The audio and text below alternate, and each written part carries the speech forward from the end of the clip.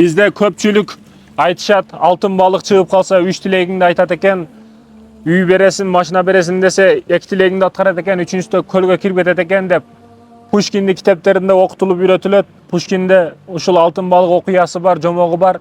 Андан сырткары биздин жерибизде мындай сөздөр бар да. Жинден дагы тилегиңди айт десе, жин чыгып калса, жин 3 тилегиңди аткарат экен. 3 тилегибиз аткартсак болобу дегендер суроону бергендер бар. Анын элибизде Хызыр алейхисалам бар экен. Хызыр алейхисаламдын баш бармагын кайрасаң, кармасаң, бурасаң, эссең, анан ошондо сага каалаган тилегиңди айт дейт экен деген элдин түшүнүгүндө ушундай түшүнүктөр бар. Урматтуу мекендешим, сен алтын балык чыгышын күтпө. Алтын балык эч качан чыкпайт суудан. Хызыр алейхисалам жолуна эч качан келип калбайт ассаламу алейкум деп. Анын бармагандай эмес.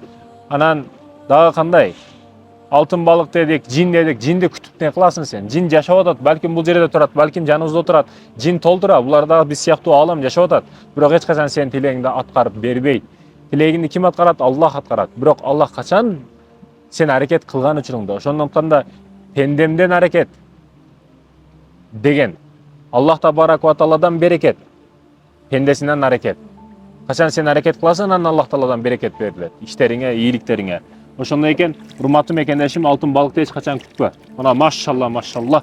Мына балыктарды караңыздар, Аллах табарак ва таала ушундай коозуктарды жаратылган, Бул краскаланган эмес бул балыктар. Бул бир химиялык заттардан башка болгон эмес, атайын кызыл ак, бирөөсү ак, бирөөсү сары балыктар. Карасы дагы жүрөт, карасы көрүнбөйт суу ичинде азыр. Машалла.